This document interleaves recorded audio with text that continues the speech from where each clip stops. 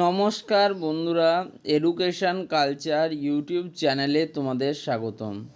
তো আমি এখন রয়েছি স্টেট কাউন্সিলের অফিসিয়াল ওয়েবসাইট sctvsd.wb.gov.in আজকে এই ওয়েবসাইটে আসার উদ্দেশ্য কিন্তু আলাদা।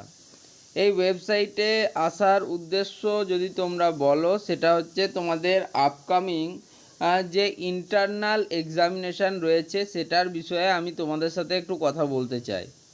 তো দেখো, তোমরা অনেক স্টুডেন্টরা রয়েছো যারা 6th ফেজ বা স্পট কাউন্সিলিংয়ের থ্রুতে বিভিন্ন তোমরা ইনস্টিটিউটে কিন্তু অ্যাডমিশান পেয়েছো, পলিটেকনিক ইনস্টিটিউটে।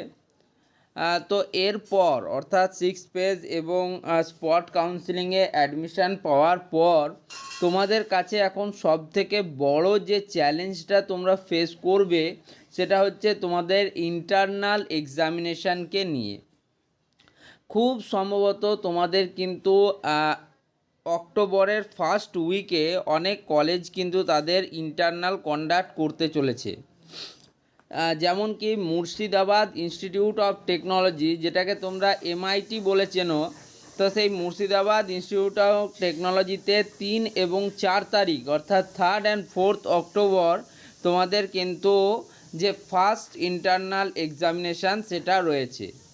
একইভাবে তোমাদের পুরুলিয়া পলিটেকনিক বা তোমাদের আসানসোল পলিটেকনিক বা তোমাদের Jalpaiguri government polytechnic, Siliguri government polytechnic, এরকম অনেক পলিটেকনিক কলেজেই কিন্তু খুব তাড়াতাড়ির মধ্যে তোমাদের রয়েছে ইন্টারনাল এক্সামিনেশান। তো তোমরা অনেকেই আমাকে প্রশ্ন করছো যে দাদা, আমাদের যে ইন্টারনাল এক্সামিনেশান হবে তার জন্য আমরা কোথা থেকে পড়ব, বা সেই ইন্টারনাল এক্সামিনেশানে আমরা তৈরি করব কিভাবে, আমাদের কাছে এমনকি সিলেবাস পর্যন্ত নেই। তো দেখো, তোমাদের সুবিধার জন্য এই যে ইউটিউব চ্যানেলটা তোমরা দেখতে পাচ্ছ আমাদের, এই চ্যানেলে কিন্তু রেগুলার তোমাদের এই রবিবারের থেকে রেগুলার তোমাদের কিন্তু কিছু সাজেশান আমি প্রোভাইড করব, কারণ এইটুকু সময়ের মধ্যে তোমাদের রেগুলার ক্লাস করিয়ে এবং তাই সেখান থেকে তোমাদের পুরো ক্লাস করাতে কিন্তু কিছুটা সময় লাগে। সেটা আসবে তোমাদের যে ইজি লার্নিং চ্যানেল রয়েছে সেখানে।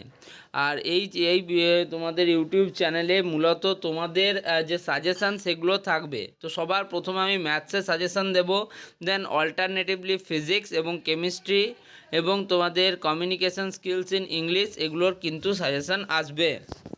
তোমাদের আশা করি তোমরা এতদিনে জানতে পেরেই গেছো কোনগুলো তোমাদের থিওরি বা থিওরি সাবজেক্ট এবং কোনগুলো সেশনাল বা তোমাদের প্র্যাকটিক্যাল সাবজেক্ট, সেটা নিয়ে আশা করি তোমাদের মধ্যে আর দ্বন্দ্ব নেই। আর যদি দ্বন্দ্ব থাকে তোমরা এই চ্যানেলের নিচে কমেন্ট করো, আমি আরও জানিয়ে দেবো তোমাদের জানতে হবে যে তোমাদের এক্সামিনেশান স্কিমটা কী, সেটাই হয়তো তোমরা এখনও অনেকে জানো না। প্রত্যেকটা বিষয়ে তোমাদের কিন্তু 100 নাম্বারের পরীক্ষা হবে, সেটা থিওরি হোক বা তোমাদের কিন্তু প্র্যাকটিক্যাল হোক বা সেশনাল হোক।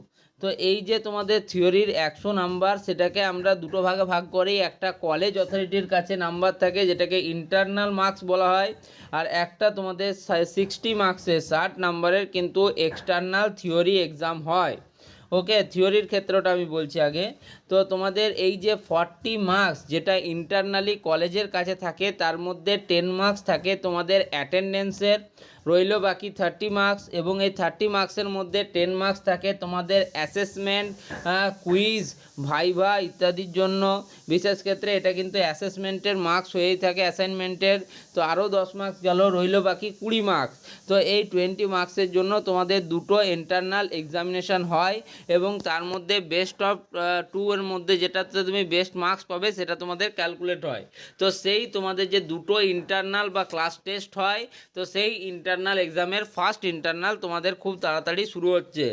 যে সমস্ত স্টুডেন্টরা ফার্স্ট ফেজ কাউন্সিলিংয়ে কলেজ পেয়েছিল, তাদের ক্লাসেস শুরু হয়েছিল 5th আগস্ট 2024 থেকে।